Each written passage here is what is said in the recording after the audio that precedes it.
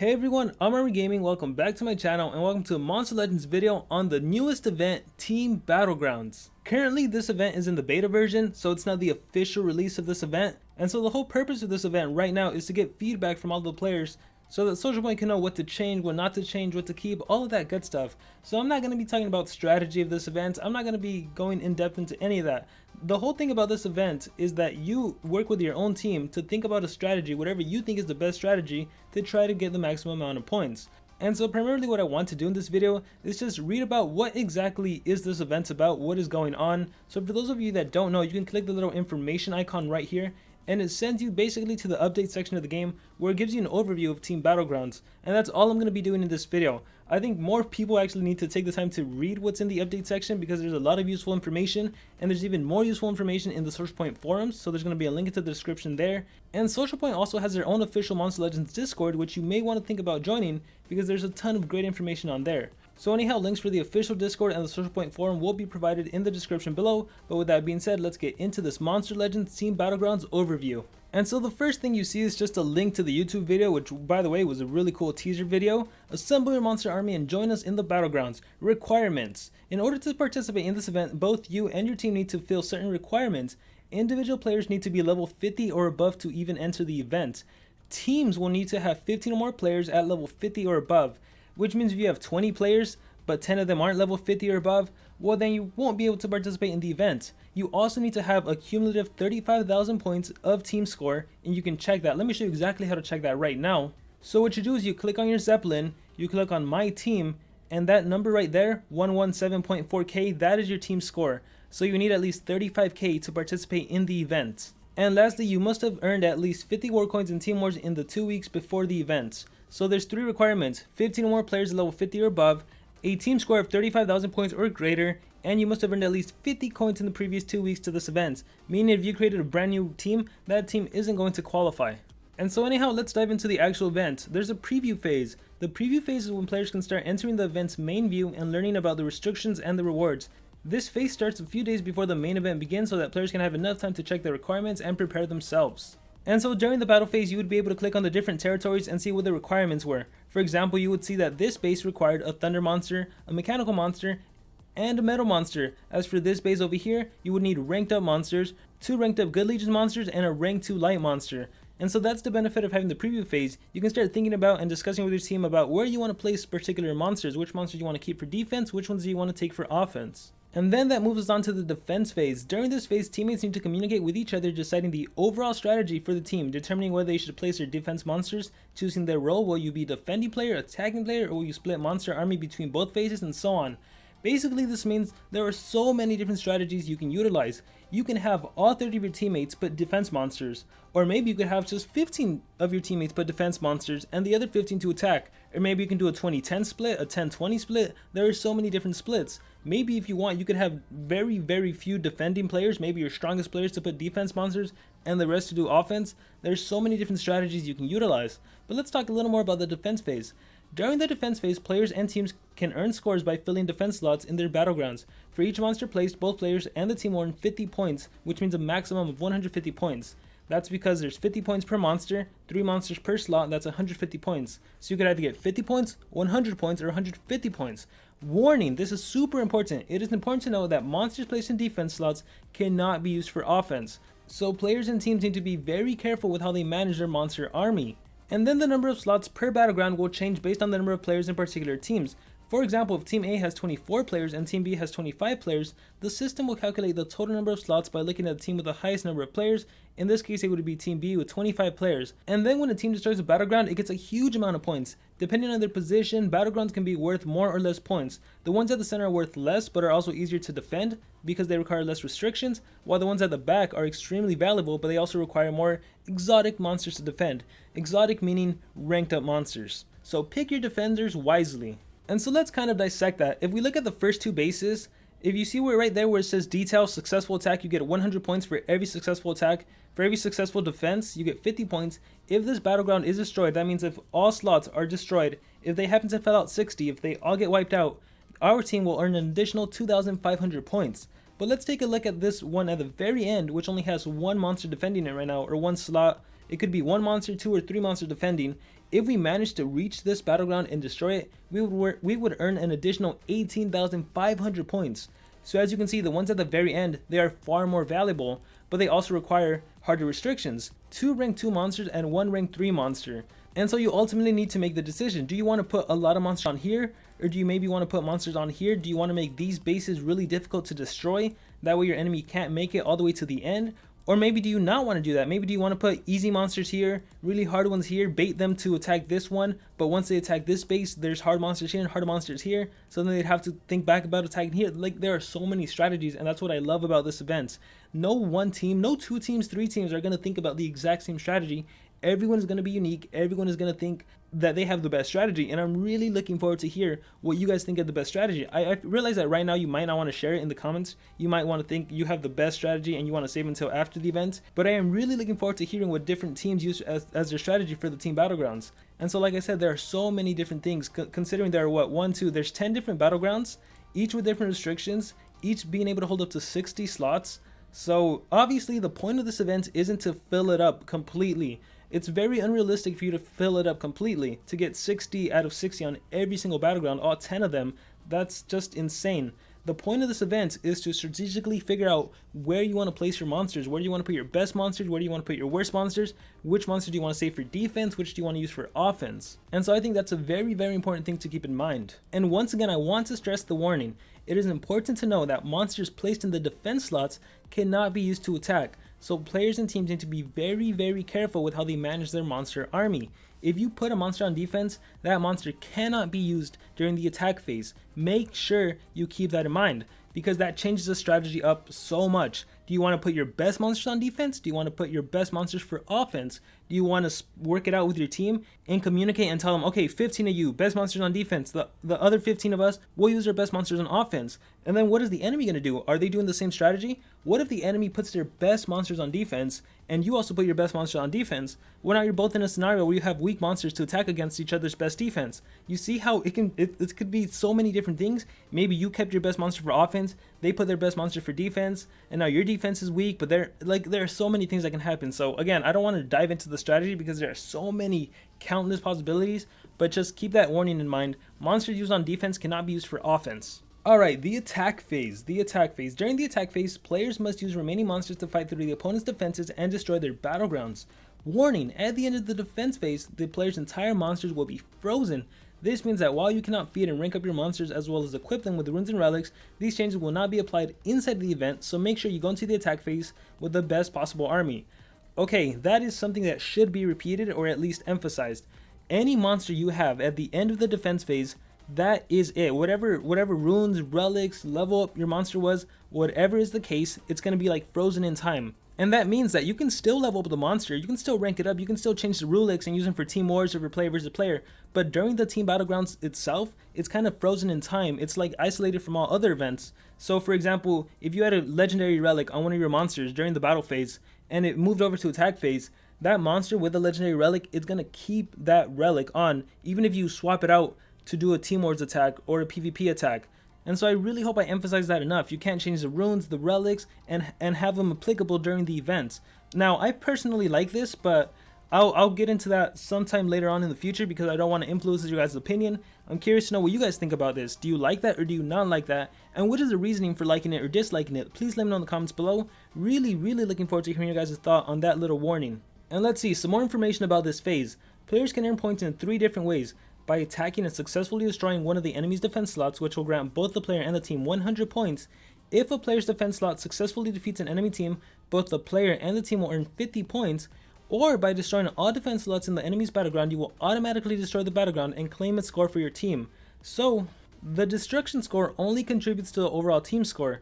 So even if you're the last person to destroy the enemy battleground, you don't get all the extra points for destroying the battleground. Those extra bonus points simply get added to the overall team score. And so once again, during the attack phase, there are 3 different ways to get points. You can destroy an enemy base and get 100 points.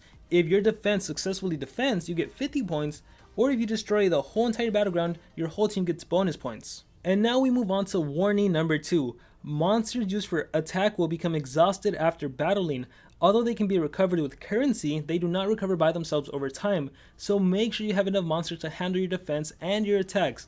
This point is super interesting. According to this point, after you use a monster, the monster is done for. You've used it, you've exhausted the monster, and the only way to recover it is with currency, which means gems. And the monsters, they don't have a cooldown period like they do in Team Wars. According to this, they do not recover by themselves over time, so the only way to actually recover a monster is to pay gems for it.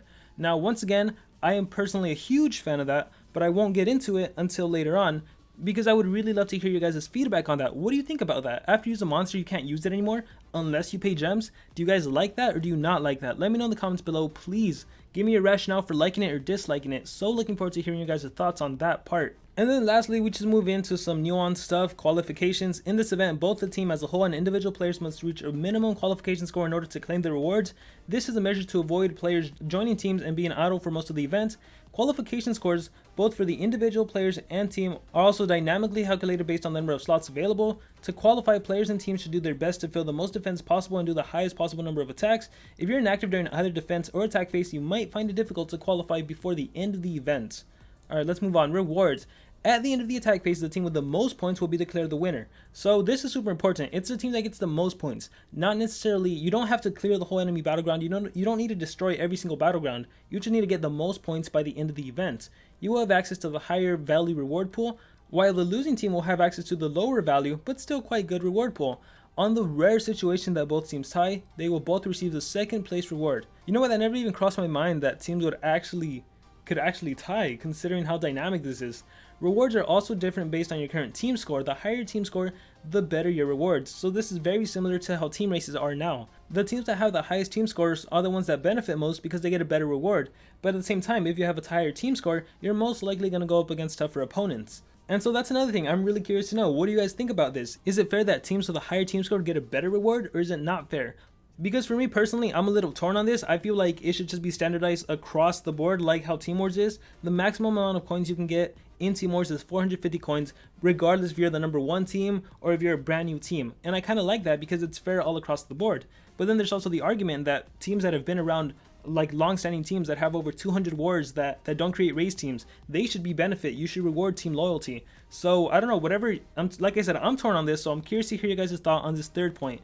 So whatever your guys' thoughts are, once again, let me know in the comments below. Let's keep on going. In this event, you'll be able to get Talony, an amazing thunder monster that is exclusive to Team Battlegrounds.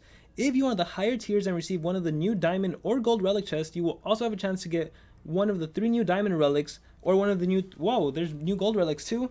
So the Monster Wiki has some information on the new monster and the relics. There's the Ice Trap, Mantis, Claws Trap, Brave Shield. You know, I'm not going to go through these. You guys can see them on your own, but that's cool. And these are the different rewards based on the tier. And for example, there's 5 different tiers, over 150k, 100k, 80k, 60k, 35k, and those are the different rewards if you get first place or if you get second place. As you can see, the rewards for being in a team that's like 100k plus, 500 orbs, 700 orbs if you're a winning team, those are some nice rewards. Lots of orbs, good amount of elementium. There's a lot of good rewards out there. Anyhow, let's see what's next. We will continue improving. Okay, so this is other stuff. I do want to go to the Social Point forum to talk about some frequently asked questions. Alright, so here I am on the Social Point forum, and let's just get right into questions. What is Team Battlegrounds? Team Battlegrounds is a new team versus team competitive event, very similar to Team Wars and yet so different. This event has 2 phases, defense phase that lasts 2 days, and the attack phase which lasts 1 day. Teams are trying to defend territories they own and attack territories of an opposing team. The team that gets the most points at the end of the event wins. What level do I have to be to participate? You have to be level 50 to join the event. Why can't my team participate? Teams need to have at least 15 eligible players that are level 50 and above and a team score of 35,000 or greater to earn the event. And according to what we learned previously, they also need to have earned at least 50 war coins in the past 2 weeks prior to the event. How do you win the Team Battlegrounds event? Your team wins if you collect more points than your opponent. How are points counted? Your team will get points for placing monsters on the battlegrounds to defend, for winning battles when you attack, and for successful defense battles. And of course, once you destroy a battleground, you get bonus points. What is the difference between attack and defense phase? In the defense phase, your team members strategically place monsters in the battlegrounds. However, as each battleground has its own requirements, but an element, this phase lasts 2 days, so your whole team has to discuss the strategy. In an attack phase, you can only attack with monsters that are not placed in the defense and with the monsters that have the same requirement, so that is super important. If you want to attack a base, you need to have the exact same requirements as the enemy base had for defense. For example, if it's fire, nature, water, you have to attack with fire, nature, water. If it requires a light legendary monster ranked up to rank 3, then you need a light legendary monster ranked up to rank 3. So keep that in mind too. How does the defense battles work? Okay, this one is super important because this wasn't discussed previously with the in-game information. Your defense team will behave as in survival mode. If you successfully defend in the next defense battle, the monster will have the same HP and SP, and stamina points as they finish the last fight. So same HP, same stamina. And with that, it gets super interesting because you can utilize so many different things. You can utilize strategies to take down really competitive teams, or you can utilize strategies where your defense team utilizes its certain relics. I'm gonna end off there because I love that point. So on defense, your monsters behave like they do in survival mode. Keep that in mind too because that wasn't discussed in-game with the in-game information. Can I use my defending monsters for an attack? Defense monsters are locked to defense slots, so you won't be able to use them in the attack phase. Can I use my monsters in defense in other parts of the game? When the defense phase ends, your monsters stay frozen for this event, and anything you do outside of the event, like feeding, equipping runes, relics, doesn't affect them. You can use monsters that participate in this event freely in any other part of the game. So like I mentioned previously, kind of think of Battlegrounds as an event on its own, that it's free from everything else in Monster Legends. Free from adventure map, free from dungeons, from player versus player, from team wars. It's like its own little isolated island. What happens if there's no defense in a battleground? If you don't fill in any defense slots in a territory, that territory will be automatically destroyed when any of the adjacent territories are also destroyed. So that's something to keep in mind. You can't just leave something unguarded, because if an enemy manages to reach the adjacent base before that one, they automatically get the bonus points. Do we have to fill slots in each battleground? No, there's no need to fill all the slots. This is totally up to you, whatever strategy you choose. Like I mentioned, it's not about filling every single slot, all 10 territories with 60 slots each, with 3 monsters each. That's insane. I doubt if even one team can do that. Probably there's a team out there that could maybe do it, but it's not about filling everything. It's about strategically deciding where to place particular monsters to maximize your points and to maximize the amount of points you can get overall, and minimizing the amount of points your opponent can get. A lot of strategy involved in this event. Yes, you need a lot of monsters, but it's really not just about having a bunch of monsters. It's about placing them in the right spot. So again, a lot of strategy involved in this event. Let's keep on going. Can a single player put more than one team in a single battleground as a defense? Yes, that is possible. What if I sell a monster after the defense phase? Can I still use the monster for the attack phase? Yes, when the defense phase ends, your monsters stay frozen. Once again, anything that happens in this event is isolated from everything else. If you sell all of your monsters, you could still use them during the attack phase because they got frozen in time. Which battleground should we defend first? This absolutely depends on your team's strategy. You can defend all the battlegrounds evenly, or you can defend mainly the closest ones to the enemy. Some players can only defend while others can only attack. The strategies are just absolutely endless. Choose whatever you think is best for you. What is the order of attack for Battlegrounds? The order of attack goes from center to edge. As soon as you destroy one territory, you will be able to attack adjacent territories. I am going to emphasize this because I need to make sure everyone completely understands this. And in order to do this, I'm going to be using Pandakin as our teacher.